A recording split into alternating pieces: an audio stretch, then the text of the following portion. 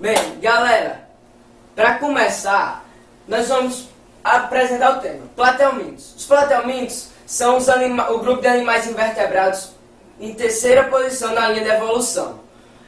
Sobre o nome platelmintos, significa vermes de corpo achatado. Vamos falar agora um pouquinho das suas características gerais, sem ver especialização de classe. A primeira característica geral é simetria bilateral. Eles são os primeiros a apresentar simetria bilateral. Ou seja, seu corpo pode ser dividido em duas partes iguais. Eles são os primeiros triblásticos, ou seja, apresentam mesoderme. Mas, com porém, são acelomados. Eles não possuem uma cavidade revestida por mesoderme. É isso que dá a eles o fator de ser acelomados. Eles também possuem uma cefalização primitiva, ou seja, uma localização do sistema nervoso, embora primitivo, mas já é um grande avanço. Eles são também protostômios, embora sejam um sistema digestório incompleto, mas eles originam primeiro a boca. Os platelmintos apresentam três classes. A classe turbelária, com exemplo da planária, a classe trematoda, com exemplo do Esquitossoma mansoni, e a classe cestoda, com exemplo da tênia, ou solitária. Vamos falar agora das classes dos platelmintos, mais especificamente a classe turbelária. Vamos usar como exemplo as planárias. Planárias que são animais de vida livre.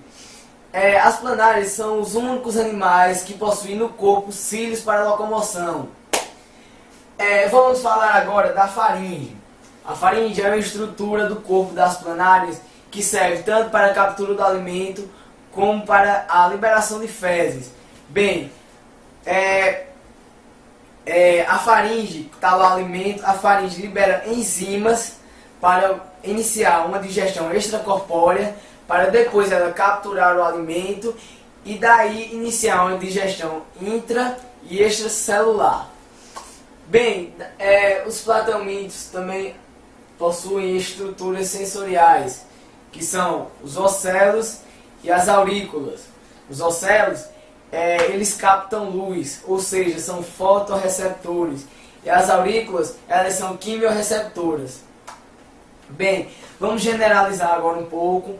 Vamos falar da excreção. Bem, a excreção em geral é a amônia.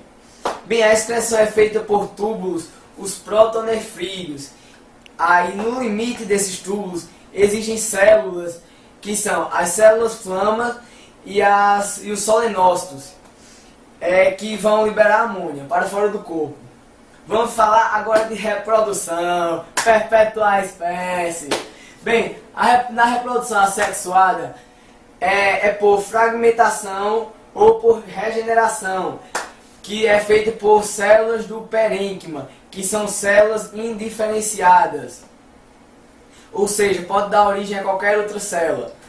Já na reprodução sexuada, é feita a fecundação cruzada mútua, e o desenvolvimento é direto, ou seja, não tem falha. Galera, eu vou falar um pouco sobre a classe cestoda. A classe cestoda tem um principal representante, a tênia, que nós falaremos um pouco a seguir. Uma característica principal é que, como ele é parasita intestinal humano, ele vai perder o sistema digestório. Ele já vai pegar o alimento pronto, portanto ele não vai precisar de um sistema digestório.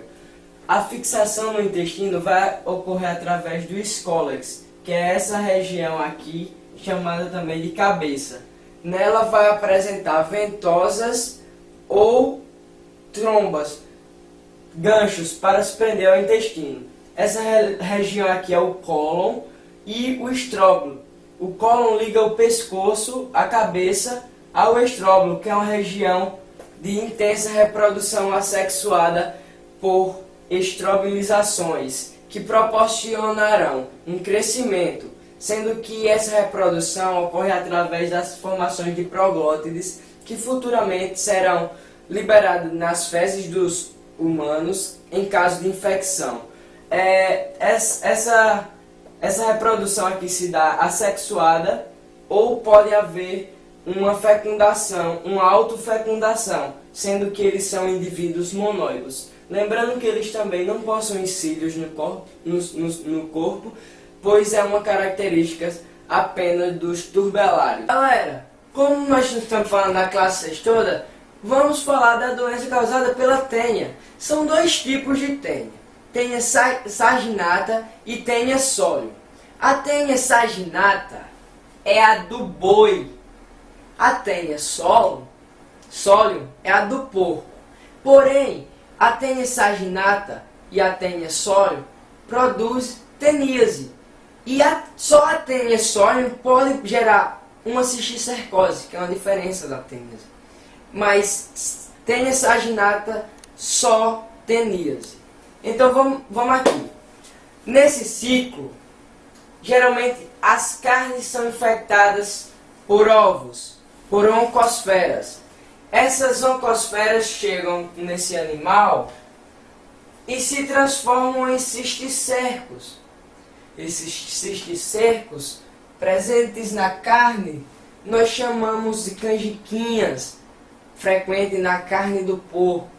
Ao ingerir, elas se instalam aqui, elas estão tipo envelopadas. Elas se desenvolvem o escólex, o cólon, o estróbilo. E daí começa a se reproduzir. Os sintomas de ateníase são frequentes fraquezas e perda de peso.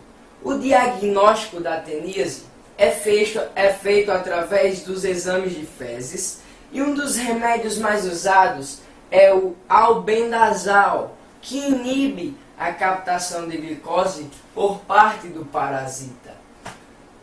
É uma doença cosmopolita, ou seja, presente em vários ambientes, mas naqueles com precariedade no sistema de saneamento básico, visto que envolve fezes dos humanos.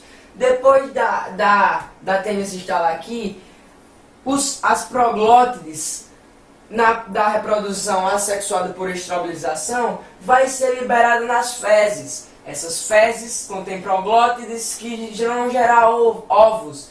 Esses ovos aqui irão gerar as oncosferas.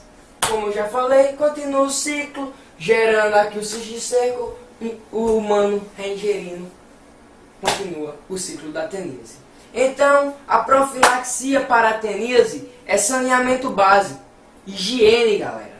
Fiscalização das carnes, pois tanto a carne tem que ser bem passada, como tem que ser de procedência, para não ocorrer uma eventualidade, um azar. Cisticercose é outra doença. Ela é parecida com a teníase porque é transmitida pela tênia, só que só pela tênia sólio, ou seja, aquela do porco, galera. Na cisticercose, o homem é o hospedeiro intermediário, pois ele ingere o ovo por autoinfecção ou heteroinfestação, a falta de higiene no primeiro caso e a obtenção de alimentos ou água contaminada no segundo caso. A gente ingere o ovo, esse ovo gera oncosfera ou cisticerco, que percorre por todo o nosso corpo e pode se instalar em regiões perigosas, gerando a neurocisticercose ou oftalmocisticercose, muito perigosas, porque quando nós somos para o uso dos remédios, dos antihelmintos, pode haver o problema com a calcificação do cisticerco. E até então, antes de haver essa calcificação, que pode ser benéfica, mas pode haver a movimentação desse cisticerco, provocando convulsões ou agressividades, no caso da neuro, e no caso da oftalmocisticercose, que afeta a visão, pode ocorrer a cegueira. Ou seja, galera, a grande diferença entre teníase e cisticercose é que na teníase o homem é o hospedeiro definitivo. Na cisticercose, o homem é o hospedeiro intermediário. Acidentalmente foi contaminado, pegou cisticercose. Uma forma mais... Bom, agora nós vamos no GT ao estudo da classe trematoda, que são parasitas. né, eles possuem uma ou duas ventosas, que vão ser responsáveis pela fixação desse animal ao corpo do hospedeiro. Eles possuem um corpo modificado, com uma cutícula. Essa cutícula ela vai ser responsável pela proteção contra as substâncias produzidas pelo hospedeiro, ou seja, os sucos gástricos. Na classe Trematode nós temos o Schistosoma mansoni, que é um dos poucos que possuem dimorfismo sexual, ou seja, sexos separados. O Schistosoma mansoni ele vai ser causa da doença esquistossomose ou esquistossomíase. Nós agora vamos falar sobre o ciclo de vida dela.